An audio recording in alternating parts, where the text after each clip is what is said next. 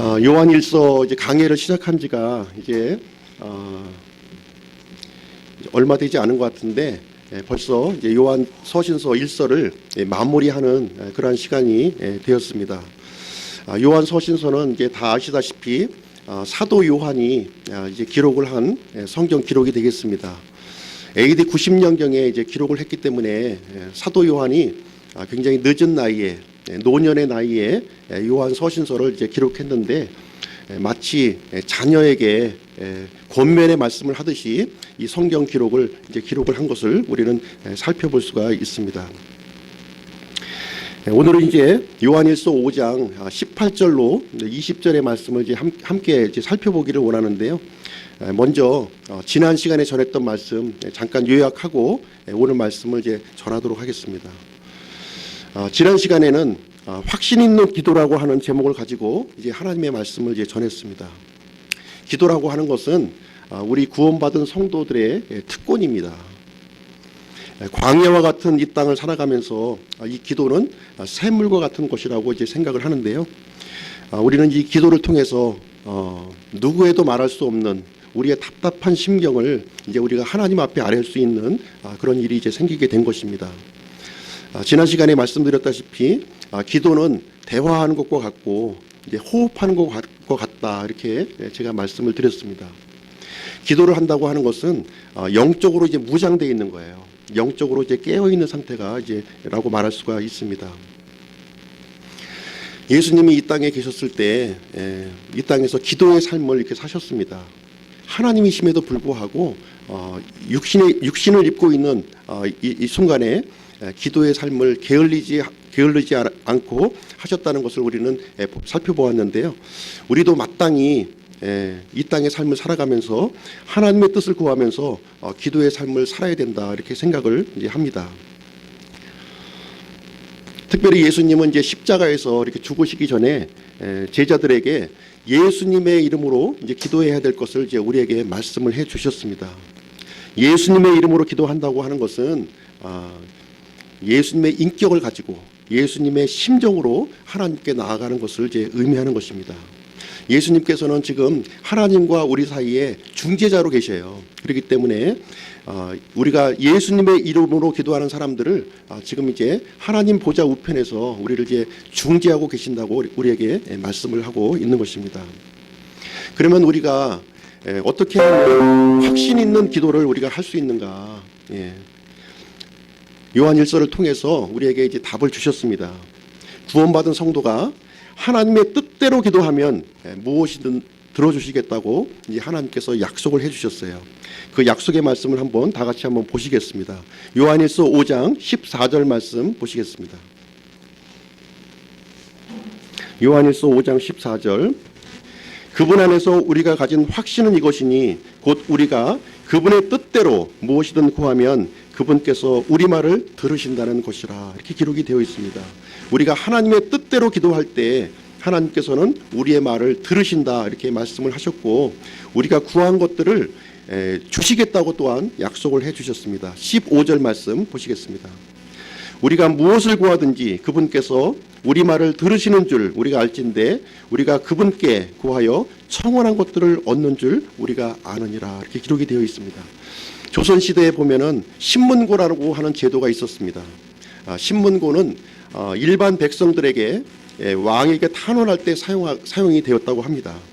신문고가 이제 울리게 되면 이 북소리를 들은 왕은 무슨 내용인지 어떤 내용인지 가져오라고 이렇게 명령을 했어요. 그래서 왕은 백성들의 이런 사정을 이렇게 들어주는 일을 이제 진행을 했던 것입니다. 마찬가지로 하나님께서도 자신의 백성들에게 기도라고 하는 그런 절차를 우리에게 마련해 주셨다고 하는 사실입니다. 하나님께서는 성경 기록을 통해서 하나님의 뜻이 무엇인지 우리에게 알려주셨어요. 그리고 우리 하나님의 백성들이 하나님의 뜻을 가지고 예수님의 이름으로 하나님께 기도를 하게 되면 우리 안에 계신 성령님께서 우리의 기도를 들어주시고 또 하나님 보좌 우편에 계신 예수님께서 우리의 기도를 중재하신다 이렇게 말씀하고 있습니다. 그래서 최종적으로 우리의 기도는 하늘에 계신 아버지 하나님께 전달되는 일이 발생이 되는 것입니다. 우리의 기도는 삼위의 하나님께 기도를 드리는 거예요.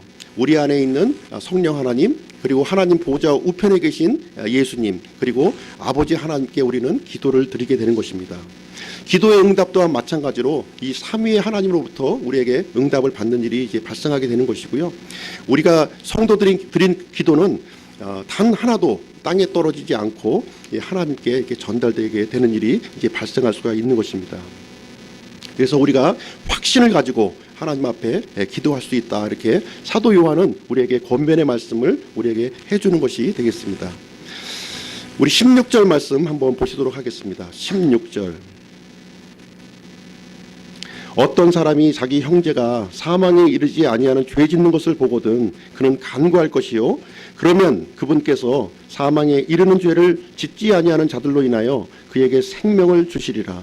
사망에 이르는 죄가 있는데 나는 그가 그것으로 인해 기도하라고 말하지 아니하노라. 여기 보시면 사망에 이르는 죄가 이렇게 등장을 하고 있어요. 이 구절을 가지고 구원을 잃어볼 수 있다, 이렇게 주장하는 분들이 이제 대단히 많이 있습니다. 그래서 이 16절에 나오는 사망의 의미가 어떤 의미를 가지고 있는 것인가 하는 내용을 지난 시간에 이제 말씀을 드렸는데요. 성경 기록에 보면 사망의 의미가 이제 세 가지 의미가 있다고 이렇게 말씀을 드렸습니다. 첫 번째는 영적 사망, 두 번째는 육체적인 사망, 세 번째는 이제 우리가 지옥으로 가는 영원한 사망을 이제 얘기를 하고 있습니다. 그러면 16절에 있는 말씀은 어떤 사망을 이제 얘기하고 있는 것이냐? 하나님께서 우리 구원받은 사람들에게 영원한 생명을 이제 허락해 주셨어요. 영원한 생명을 허락해 주셨는데 다시 하나님과 분리가 되는 영적 사망을 이렇게 주신다고 하는 것은 앞뒤 문맥상 이제 맞지 않는 말씀이 이제 되겠습니다. 하나님께서 우리에게 영원한 생명을 주셨는데 다시 우리가 잘못을 하면 지옥으로 갈 수 있다, 이렇게 말하는 것도 앞뒤 문맥상 맞지가 않는 거예요. 그래서 여기서 사망에 이르는 죄라고 하는 것은 육체적인 사망을 의미한다 하는 것으로 우리는 이해를 할 수가 있는 것입니다. 우리가 받은 구원이라고 하는 것은 우리의 행위와 상관없이 믿음으로 우리가 구원받은 것입니다. 그리고 우리의 구원 유지 또한 우리의 행위와 상관없이 하나님의 권능으로 이루어지는 거예요. 따라서 우리의 구원은 영원히 보장된다는 사실을 우리는 이제 믿고 있는 것입니다. 그래서 16절에 나오는 이 사망에 이르게 하는 죄, 이것은 육체적인 사망에 이르는 죄로 이제 우리가 이해하는 것이 이제 타당한 것입니다. 구원받은 사람들이 이제 심각한 죄를 이제 짓거나 하나님의 영광을 가리고 교회의 유익을 해하고자 할 때에는 하나님께서 그 사람의 육체를 이렇게 취해가는 일이 이제 발생한다, 이렇게 성경에서 기록을 하고 있는 것입니다. 구약의 이스라엘의 백성의 예를 통해서도 우리에게 알려주셨고 신약에서도 비슷한 사례가 이제 많이 이제 등장을 하고 있습니다. 사망에 이르게 하는 죄라고 하는 것은 어떤 특정한 죄를 이제 말하는 것은 아니에요. 이것은 전적으로 하나님의 판단에 근거한 것입니다. 모든 것을 아시는 하나님께서 그 사람이 더 이상 흉악한 죄에 머물지 못하도록 육체를 거두어 가심으로 말미암아 은혜를 베풀어 주시는 것이다, 이렇게 이해를 하시면 되겠습니다. 17절 말씀 보시겠습니다. 요한일서 5장 17절. 모든 불의가 죄로 돼 사망에 이르지 아니하는 죄가 있느니라. 하나님 앞에서 모든 불의가 이제 죄입니다. 하나님께서 모든 불의를 육체적인 사망으로 다스리지는 않지만 작은 죄든 큰 죄든 차별이 없이 하나님 앞에서는 똑같이 모든 불의가 잘못된 것이다, 이렇게 얘기를 해주고 있는 것입니다. 죄라고 하는 것은 1차적으로 하나님과의 교제를 단절시켜요. 그리고 두 번째는 우리의 기쁨을 빼앗아 버립니다. 구원받은 사람이 이제 죄를 범하게 되면 하나님과의 교제가 단절하고 또 하나님의 징계가 이제 뒤따르는 것을 우리는 이제 살펴볼 수가 있습니다. 우리가 이제 어린 아이들 보게 되면 이제 부모에게 잘못을 하게 되면 징계를 하지 않습니까? 마찬가지로 하나님께서도 자신의 아들이 이렇게 죄 가운데 거하게 되면 징계를 하는 일이 이제 발생하게 되는 것입니다. 근데 너무 심한 죄를 범하게 되면 그 사람을 위해서 더 이상 죄를 짓지 않도록 육체를 거둬가시는 일이 생기게 되는데 그것이 사망에 이르게 하는 죄다, 이렇게 말씀을 하고 있는 것입니다. 하나님께서 우리에게 징계를 주시는 것, 이 벌을 주시는 것은 벌을 주시려고 하는 목적이 아니에요. 우리가 우리의 삶을 바로잡기 위해서 그런 목적으로 우리에게 징계를 주신다 하는 것을 우리는 알 수가 있는 것입니다. 우리 다 같이 히브리서 12장 말씀을 한번 보시도록 하겠습니다.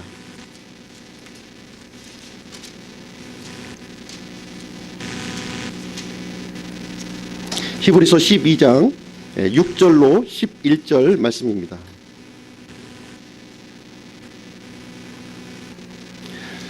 주께서 사랑하는 자를 친히 징계하시고 자신이 받아들이는 아들마다 채찍질 하셨느니라. 너희가 징계를 견디어내면 하나님께서 아들들을 대우하듯 너희를 대우하시나니 아버지가 징계하지 않는 자가 무슨 아들이냐. 모든 사람이 징계를 받음으로 너희에게 징계가 없으면 너희가 사생하여 아들이 아니니라. 또한 우리에게 있던 우리의 육체의 아버지들이 우리를 바로잡아도 우리가 그들을 공경하였거늘 하물며 영들의 아버지께 우리가 더욱 복종하고 이로써 살아야 하지 아니하겠느냐. 진실로 그들은 며칠 동안 자기들이 기뻐하는 대로 우리를 징계하였거니와 그분께서는 우리의 유익을 위해 하시나니 이것은 우리가 자신의 거룩함에 참여하는 자가 되게 하려 하심이라. 이렇게 기록이 되어 있습니다. 여기에 보시면 하나님께서 하나님의 자녀들을 징계하게 되는데 징계가 없다면 사생하여 아들이 아니다. 이렇게 얘기를 하고 있습니다. 그리고 우리에게 징계를 주시는 목적은 우리의 유익을 위해서 주신다. 자신의 거룩함에 참여하는 자가 되도록 하기 위해서 징계를 주신다고 하는 사실을 우리에게 알려주고 있습니다. 궁극적으로 의의 화평한 열매를 맺도록 하기 위해서 우리를 이제 징계를 주시는 것입니다. 그래서 우리가 형제의 허물, 형제의 범법을 보았을 때 우리는 이제 기도하라고 우리에게 얘기를 해주고 있는 거예요. 사도 요한은 그 형제의 잘못을 보게 되면 바로 잡을 수 있도록 이렇게 기도하는 것이 바로 하나님의 뜻이다. 이렇게 얘기를 해주고 있는 것입니다. 하나님의 뜻을 가지고 이렇게 기도할 때 하나님께서는 반드시 응답해 주신다고 말씀을 해주고 있는 것입니다. 그래서 나 자신의 죄, 다른 사람의 죄에 대해서는 긍휼한 마음을 가지고 하나님 앞에 기도를 해야 되는 것이고요. 이러한 기도를 할 때 하나님께서 들어주신다고 이렇게 약속을 해주셨습니다. 이상으로 이제 지난 시간 전했던 말씀 이제 요약 정리를 했고요. 오늘 이 시간에는 요한일서 5장 18절로 20절의 말씀, 알아야 할 것 세 가지라고 하는 제목을 가지고 하나님의 말씀을 전하도록 하겠습니다. 우리는 이제 요한 서신서 이제 제일 마지막에 지금 와 있습니다. 이 내용은 편지의 수신과 같은 그런 내용입니다. 추신과 같은 내용인데요. 보통의 경우 이제 편지를 이렇게 마무리할 때에는 마무리 인사를 하고서 이렇게 끝맺는 것이 일반적인 경우입니다. 그런데 이 사도 요한은 요한 일서를 마무리하면서 인사로 마무리한 것이 아니라 당부의 말 세 가지를 가지고 이렇게 마무리하고 있는 모습을 우리는 볼 수가 있습니다. 18절, 19절, 20절 세 구절인데요. 세 구절을 통해서 우리 구원받은 그리스도인들이 알아야 할 것 세 가지, 이것을 편지의 말미에 기록하고 있는 내용이 되겠습니다. 첫 번째는 구원받은 자의 정체성을 알라고 18절 말씀에서 우리에게 얘기를 해주고 있습니다. 두 번째는 하나님과 세상과의 경계를 분명히 하라고 19절 말씀에서 이렇게 알려주고 있습니다. 세 번째는 진실하신 하나님을 알고 믿는 자들이 예수 그리스도 안에 있음을 알라고 20절에서 우리에게 언급을 해주고 있는 거예요. 그러면 이제 18절부터 20절까지 이 세 가지 내용에 대해서 함께 살펴보는 그런 시간을 갖도록 하겠습니다. 먼저 18절 말씀을 한번 보시죠. 요한일서로 돌아오겠습니다. 요한일서 5장 18절. 누구든지 하나님에게서 난 자는 죄를 짓지 아니함을 우리가 아노니 오직 하나님에게서 난 자는 자신을 지킴으로 저 사악한 자가 그를 건드리지 못하느니라. 이렇게 기록이 되어 있습니다. 여기서 첫 번째 우리가 알아야 될 것은 무엇이냐면 바로 우리가 하나님에게서 난 자라고 하는 사실입니다. 구원받은 사람의 정체성, 이 신분을 분명히 알라고 우리에게 말씀을 해주고 있는 것입니다. 누구든지 하나님에게서 난 자는 죄를 짓지 않는다. 이렇게 기록이 되어 있어요. 요한서신서의 기록을 살펴보면 우리 구원받은 사람들이 죄를 범할 수 있다. 이런 구절이 또 있습니다. 또 어떤 구절에 보면 지금과 같이 하나님에게서 난 사람은 죄를 짓지 않는다. 이렇게 기록을 하고 있어요. 그럼 이 두 구절이 서로 상충되는 내용을 이제 말하고 있는 것인가 이렇게 보여지게 됩니다. 죄를 짓지 않는다고 하는 의미가 이제 어떤 의미인지 한번 이제 살펴보기를 원하는데요. 죄를 짓지 않는다는 말은 여러 견해가 있습니다. 여러 주장이 있는데요. 구원받은 사람도 죄를 지을 수밖에 없다고 하는 사실은 누구도 부인할 수 없는 사실이에요. 하나님께서도 말씀하셨고 우리의 삶 중에서도 우리 구원받은 사람들이 완벽하게 죄를 짓지 않고 살 수는 없는 겁니다. 그럼에도 불구하고 오늘 18절 말씀에 보면 누구든지 하나님에게서 난 자는 죄를 짓지 않는다 이렇게 기록이 되어 있는 거예요. 그래서 이 내용을 가지고 여러 사람들이 이제 해석을 하고 있는 겁니다. 그 해석을 한번 소개를 드리면 이 죄를 짓지 않는다고 하는 말은 특정한 죄를 짓지 않는 것이다. 이렇게 또 주장을 하시는 분이 있고요. 두 번째는 계속해서 고의로 죄를 짓지 않는 것을 이제 의미한다. 이렇게 또 주장을 하는 분들이 있습니다. 또 세 번째는 우리 구원받은 사람에게는 죄를 짓지 않는 이 성품이 있는데 그 성품을 의미하는 것이다. 이렇게 주장을 하시는 분이 있습니다. 그러면 죄를 짓지 않는다고 하는 이 말이 어떤 의미일 것인가 우리는 좀 이해를 해볼 필요가 있습니다. 이 구절을 이해해야만 18절의 말씀을 우리가 이제 알 수가 있는 것입니다. 먼저 이 구절을 이해하려면 우리 사람이 어떤 존재인가 이것을 이제 우리가 알아야 돼요. 어떤 존재인가. 제가 결론부터 말씀드리면 구원받은 사람들은 죄를 지을 수가 있습니다. 분명히 성경에서 가르치는 바이고요. 그럼에도 불구하고 구원받은 사람은 죄를 짓지 않는 부분이 있다 하는 내용을 우리에게 알려주고 있는 내용이 되겠습니다. 우리 이제 이 내용은 지난번에 요한일서 3장 9절 말씀에서 한번 살펴본 내용입니다. 요한일서 3장 9절 말씀 한번 보시겠습니다.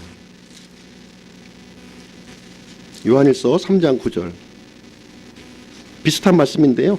누구든지 하나님에게서 난 자는 죄를 범하지 아니하나니 이는 그분의 씨가 그 속에 머물러 있기 때문이라. 그는 하나님에게서 났으므로 죄를 지을 수 없느니라. 이렇게 기록이 되어 있습니다. 여기에 보니까 그분의 씨가 그 속에 머물러 있다. 이렇게 얘기를 해주고 있어요. 그럼 그분의 씨가 무엇인가? 바로 이제 하나님의 씨, 이제 성령님을 이제 의미하는 것이 이제 되겠습니다. 그러면 이제 사람이 이제 어떤 존재인지 우리가 이제 이해를 하는 것이 이제 대단히 필요한데요. 창세기 2장 7절 말씀에 보시면 이 사람이 삼중적 존재로 이렇게 구성이 되어 있습니다. 영과 혼과 이제 몸으로 이렇게 구성이 되어 있어요. 우리가 구원에 대해서 이해를 할 때에는 이 영, 혼, 육 우리가 삼중적 존재로 되었다고 하는 사실을 이해하지 않는다면 이 구원을 이제 제대로 이해할 수가 없게 되는 것입니다. 먼저 영에 대해서 먼저 말씀을 드리면 이 영이라고 하는 것은 하나님을 의식하는 기관이에요. 하나님을 의식하는 기관입니다. 대단히 중요한 기관이 되는 것이고요. 원천이 되는 사람의 원천이 되는 그런 기관이다 이렇게 볼 수가 있겠습니다. 그 다음에 혼이 있습니다. 혼은 무엇이냐면 나를 의식하는 기관이에요.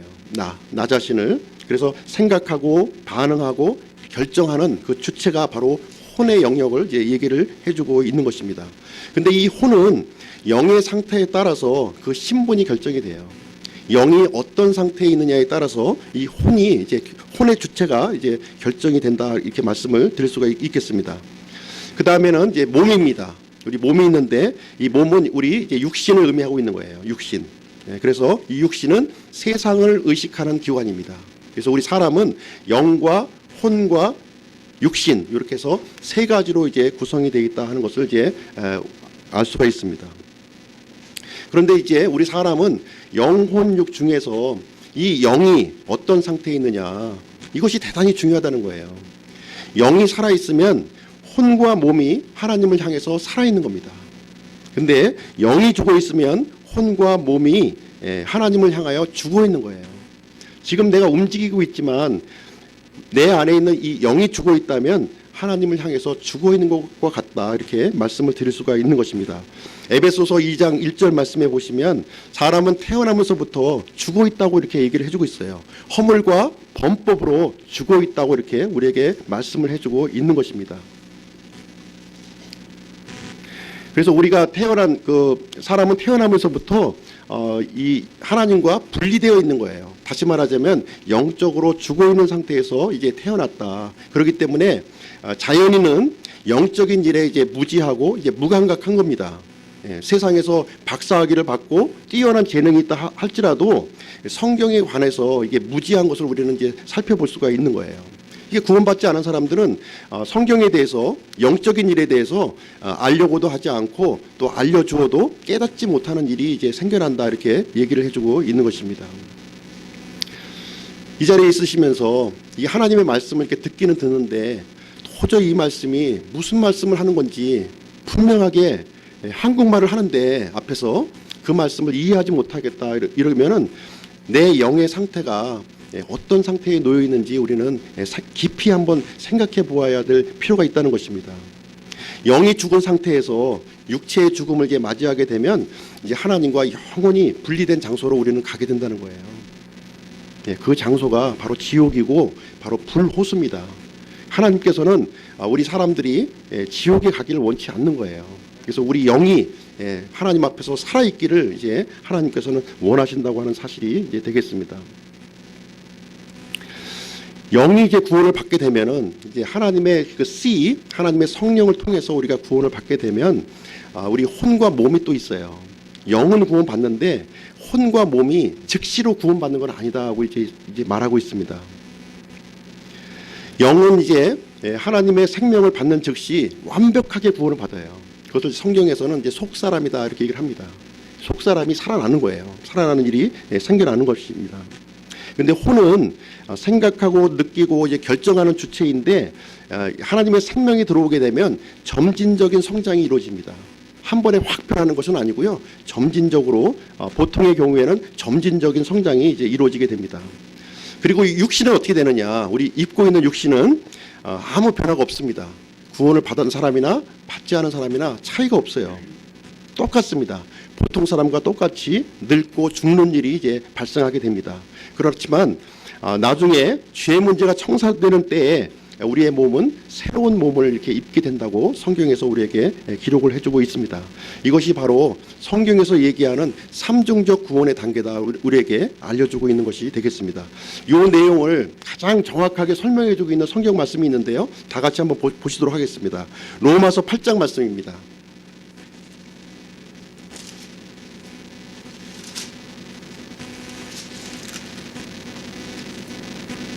로마서 8장 28절로 30절 말씀이 되겠습니다.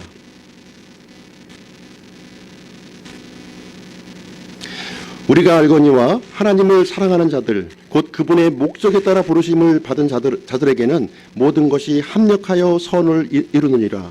그분께서는 자신이 미리 하신 자들을 또한 예정하사 자신의 아들의 형상과 같은 모습이 되게 하셨나니 이것은 그분이 많은 형제들 가운데서 처음 난 자가 되게 하려 하심이라. 뿐만 아니라 그분께서는 자신이 예정하신 그들을 또한 부르시고 자신이 부르신 그들을 또한 의롭다 하시고 자신이 의롭다 하신 그들을 또한 영화롭게 하셨느니라. 이렇게 기록이 되어 있습니다.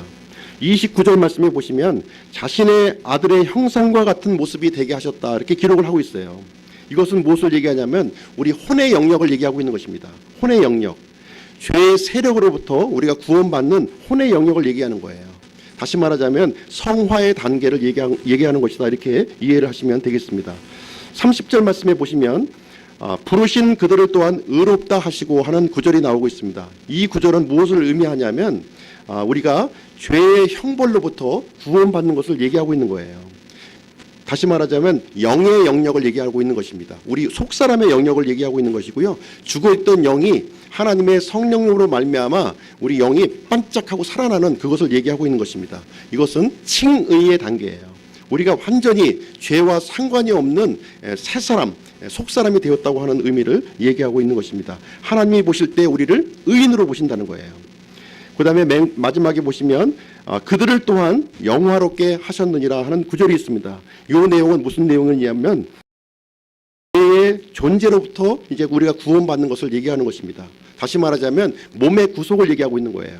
우리 몸이 영화로운 몸으로 죄와 완전히 상관이 없는 영화의 단계로 들어간다 하는 내용을 우리에게 이제 알려주시는 내용이 되겠습니다. 그래서 우리는 영의 구원을 받고요, 완전한 구원을 받고 그 다음에 혼은 점진적인 성화의 과정을 거치게 되고 몸의 구속은 나중에 예수님이 재림하실 때 우리의 영화로운 몸으로 변화가 된다고 하는 과정을 우리에게 알려주시고 있는 것입니다. 그러나 우리가 영이 구원을 받게 되면요, 혼과 몸은 자동적으로 구원받는 거예요. 마치 바늘이 가면은 실이 따라가듯이 영이 이제 하나님의 생명으로 말미암아 새 사람, 속 사람이 이제 새롭게 되면은 이제 혼과 몸은 자동적으로 이제 따라가는 일이 이제 발생하게 된다고 하는 사실입니다. 그러면 이제 왜 이런 일이 일어나느냐 하는 내용을 이제 잠깐 말씀드리도록 하겠습니다. 왜 하나님께서는 이렇게 복잡하게 이렇게 사람을 이렇게 구원하시느냐 이렇게 말씀을 하시는 분들이 있습니다. 구원받은 즉시 하나님께서 이렇게 착 하고 데려가시면 모든 것이 좀 단순할 텐데 이렇게 복잡하게 이 땅을 살아가면서 이제 혼란스럽게 이렇게 구원을 이루시느냐 하는 분들이 있습니다. 하나님께서는 죄와 마귀에 대한 최종 심판을 지금 이제 유보하고 계시기 때문에 그렇습니다. 지금 심판하신다면, 지금 끝맺는다면 앞으로 구원받을 사람을, 앞으로 장래 구원받을 사람을 더 이상 받을 수가 없는 거예요. 그 장래에 구원받을 사람들을 기다리시기 위해서 죄와 마귀에 대한 최종 심판을 유보하고 있기 때문에 우리가 영이 구원받은 채로 이 세상의 삶을 살아갈 수 있도록 이게 허용하고 있다고 하는 말씀을 이제 하고 있는 것입니다. 하나님께서는 하루가 천년같이 지금 믿지 않는 사람들이 이제 지옥에서 구출받기를 이제 원하신다고 하는 말씀이 되겠습니다. 하나님께서는 이제 한 번 구원받은, 영이 구원받은 사람들을 이제 완벽하게 이제 보호하셔요. 완벽하게 보호하신다고 그 약속의 말씀이 이제 있습니다. 우리 빌립보서 말씀을 한번 보시도록 하겠습니다. 빌립보서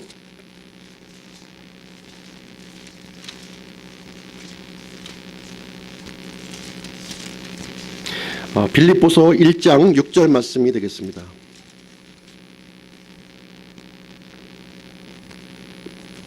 너희 안에 선한 일을 시작하신 분께서 예수 그리스도의 날까지 그 일을 이루실 것 바로 이것을 내가 확신하노라. 너희 안에 선한 일을 시작하신 분, 바로 그분이 성령 하나님이세요. 우리 구원받은 사람들에게 내주하고 있는 성령 하나님께서 예수 그리스도의 날까지, 예수님께서 재림하시는 그날까지 그 모든 일들을 이루실 것을 이렇게 약속을 해 주셨다고 하는 사실입니다.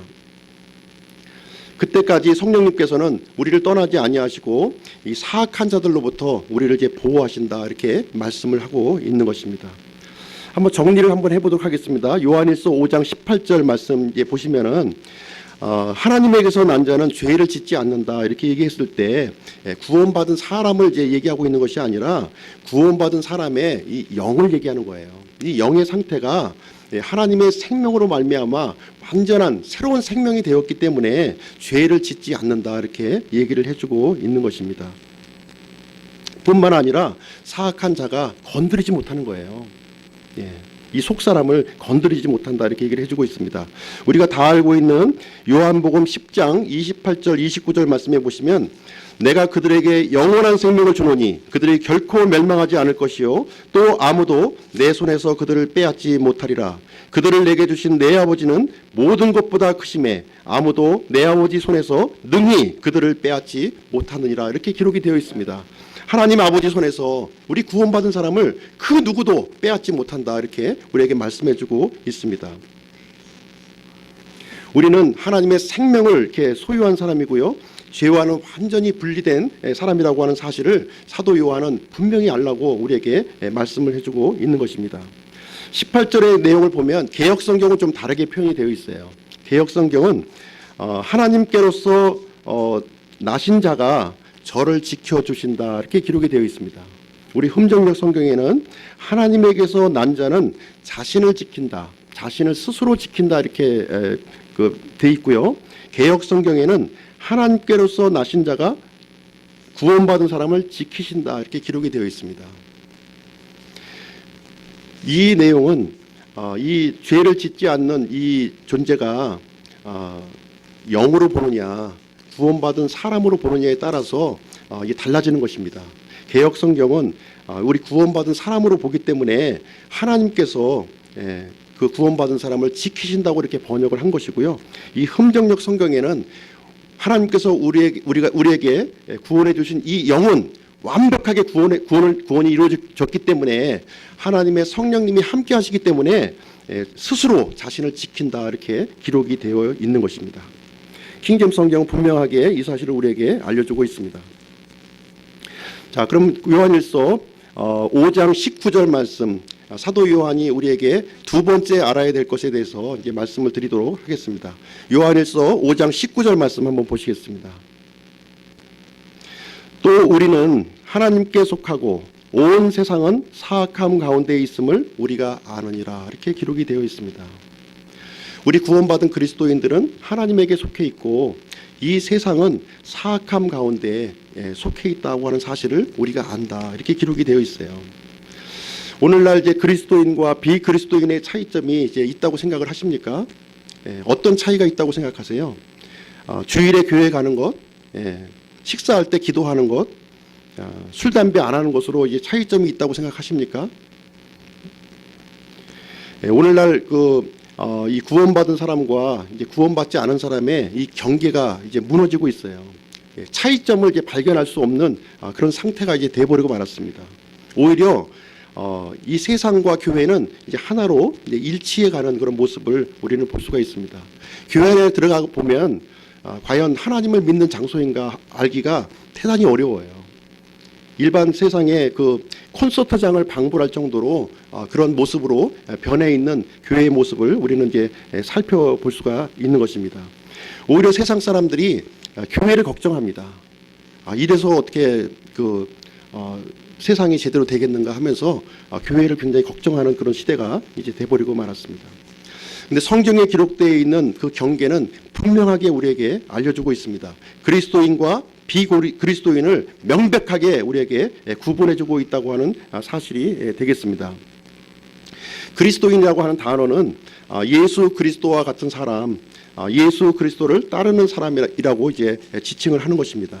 이 그리스도인이라고 하는 단어가 제일 처음에 이제 등장한 곳이 사도행전 11장 26절에서 등장을 해요. 여기에 보시면 처음으로 안디옥에서 처음으로 그리스도인이라고 불리니라 이렇게 기록이 되어 있습니다. 당시에 이제 그리스도인이라고 불리는 것은 좋은 뜻이 아니었습니다. 좋은 뜻이 아니었어요. 경멸하고 이제 조소하는 그런 단어였습니다. 그리스도를 추종하는 소수 종파라고 하는 그런 의미를 이제 담고 있는 거예요. 그럼에도 불구하고 초대교회 성도들은 그리스도인이라고 불리는 것을 부끄러워하지 않았다 이렇게 기록을 하고 있습니다. 세상에 속하지 아니하고 예수님께 속한 자라고 하는 사실에 대해서 자부심을 이제 가졌다고 이제 하고 있습니다. 그리스도인들은 이 땅에 이제 믿지 않는 사람들과 이제 동일하게 살고 있지만 실제 소속은 우리가 하늘나라에 속해 있는 거예요. 하늘나라에 속해 있는 시민처럼 이 땅의 삶을 이제 살아가는 것입니다. 우리가 학교에 다니고 직장에 다니고 또 가정생활을 하는 것도 천국 시민으로서 이제 살아가는 것을 이제 의미하고 있는 것입니다. 우리가 세상과 분리된 자라고 하는 사실을 우리가 이제 분명히 이제 해야만 하는 것입니다. 초대교회 성도들은 철저히 세상과 분리된 삶을 이제 이렇게 살았던 모습을 우리는 살펴볼 수가 있습니다. 성경 말씀을 한번 찾아보기 원하는데요. 고린도후서 말씀 한번 보시겠습니다. 고린도후서 6장 말씀입니다.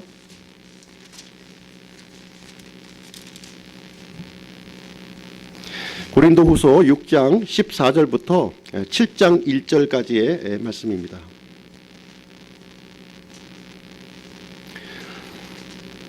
너희는 믿지 않는 자들과 더불어 공평하지 않게 멍에를 같이 매지 말라. 의가 불의와 무슨 사귐을 갖겠느냐? 빛과 어둠과 무슨 친교를 나누겠느냐? 그리스도가 벨리알과 무슨 일치를 보이겠느냐? 혹은 믿는 자가 믿지 않는 자와 무슨 몫을 나누겠느냐? 하나님의 성전이 우상들과 무슨 조화를 이루겠느냐? 너희는 살아계신 하나님의 성전이니라. 하나님께서 이르시되 내가 그들 가운데 거하고 그들 가운데 거닐며 나는 그들의 하나님이 되고 그들은 내 백성이 되리라. 주가 말하노라.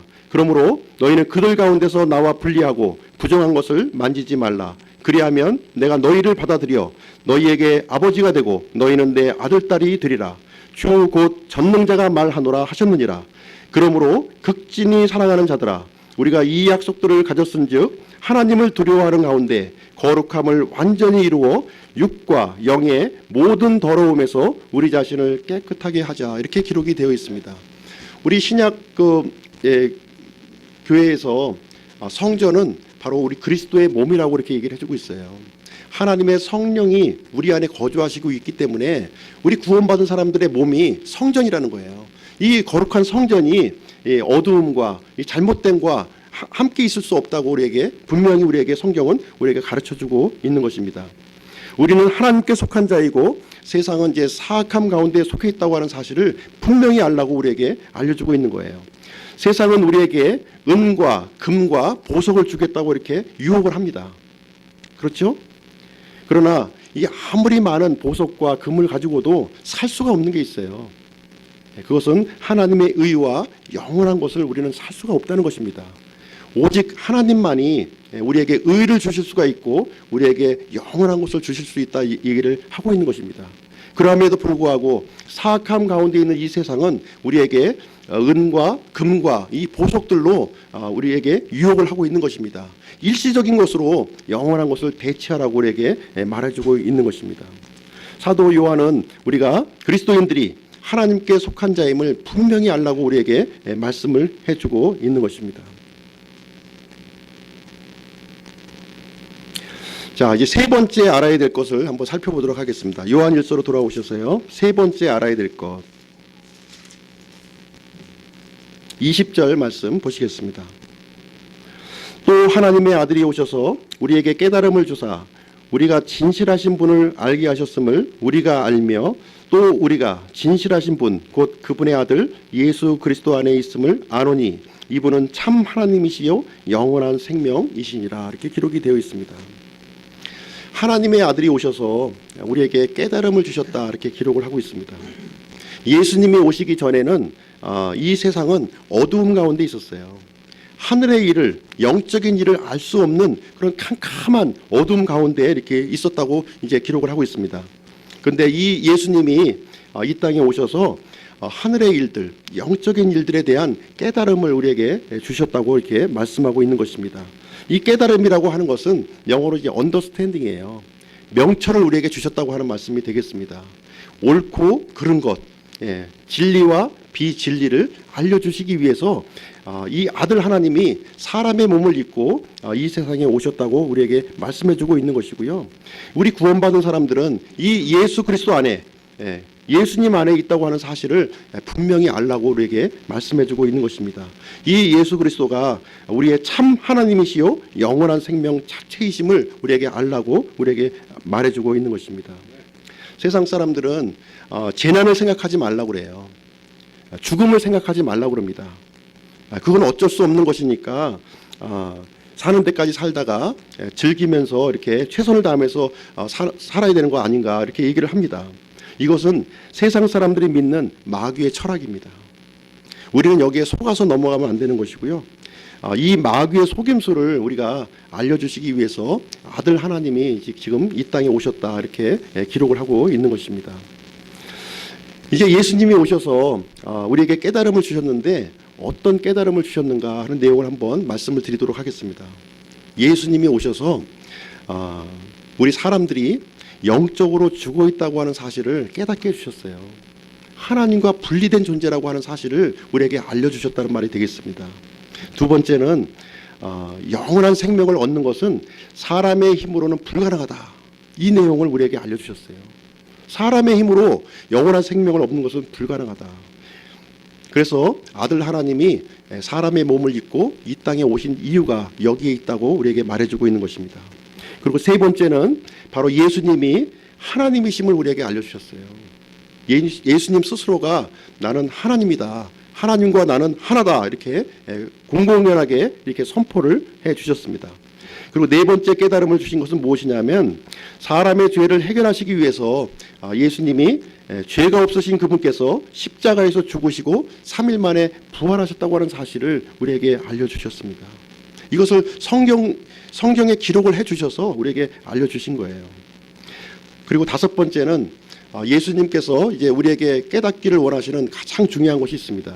이것은 무엇이냐면 성령님을, 우리 믿는 사람들에게 성령님을 선물로 주셨다고 하는 사실입니다. 이 사실을 망각하면 안 돼요. 이 믿는 사람들 안에 이 성령 하나님이 내주하신다, 이 사실을 우리는 절대로 잊어서는 안 되는 것입니다. 이 세 가지 알아야 될 이 중요한 사항에서 반복적으로 강조하고 있는 내용이 무엇이냐면 성령님의 내주, 이 사실을 우리에게 알려주고 있는 것입니다. 하나님께서는 이스라엘 백성들에게 7가지 명절을 주셨어요. 7가지 절기를 주셨습니다. 7가지 절기가 무엇입니까? 유월절, 그 다음에 무교절, 초실절, 그 다음에 오순절, 나팔절, 속죄일, 그리고 장막절, 이렇게 7절기를 우리에게 주셨습니다. 4가지는 이미 성취가 됐고요, 3가지는 아직 성취가 안 됐습니다. 이 7절기는 메시아의 달력과 같은 거예요. 예수님께서 사람의 몸을 입고 이 땅에 오셔서 이 4가지는 이제 성취를 하셨습니다. 앞으로 3가지를 이제 앞으로 성취하겠다, 이렇게 말씀을 해주고 있는 거예요. 예수님은 유월절에 죽으셨습니다. 예수님은 무교절에 장사되셨어요. 그리고 예수님은 초실절에 부활하셨습니다. 그리고 예수님이 부활 승천하신 후에 오순절 날에 성령님을 선물로 이 땅에 보내주셨습니다. 그래서 구약 시대에는 성령님이 이렇게 믿는 사람 안에 이렇게 임하기도 했다가 떠나기도 하는 일이 이제 있었어요. 그렇지만 이 신약 시대에 와서는 이 하나님의 선물, 이 성령님은 이 신자의 마음속에 영원히 내주하도록 이렇게 허락을 하셨다고 하는 사실입니다. 그래서 이와 같이 예수님께서는 우리 사람들이 영적인 일들을 깨닫도록 하기 위해서 사람의 몸을 입고 이 땅에 오셨다, 이렇게 말씀을 하고 있는 것이 되겠습니다. 이 가시적인 사건이 오순 을 통해서 이렇게 이루어진 것을 사도행전 2장의 말씀을 통해서 우리는 살펴볼 수가 있습니다. 자, 이제 마지막 이제 알아야 될 것, 이제 세 번째 이 내용을 소개를 해드리도록 하겠습니다. 우리 믿는 사람들이 예수 그리스도 안에 있다고 하는 사실을, 이것을 이제 알아야 된다 하는 내용을 우리에게 말해주고 있습니다. 하나님께서는 세상의 창건 이전에 가장 안전한 장소를 만들어 두셨어요. 가장 안전한 장소, 그 누구도 이렇게 침해할 수 없는 가장 완벽한 장소를 만들어 두셨는데, 그것이 어디냐면 바로 아들 하나님 안에 이것을 만들어 두셨다고 하는 사실입니다. 예수 그리스도 안에 그 안전함을 두셨다고 하는 사실이에요. 그래서 인류의 구원을 위해서 이 아들 하나님이 이 세상에 보내주셨고 십자가에서 죽게 하신 일이 이제 발생하게 된 것입니다. 누구든지 십자가에서 죽은 예수 그리스도를 구원자로 받아들이게 되면 예수님 안으로 들어오는 일이 이제 생긴다, 예수님 안으로 이끌겠다, 이렇게 말씀을 하신 것입니다. 이 예수님 안은 시편 기자가 이런 방식으로 이제 기록을 했습니다.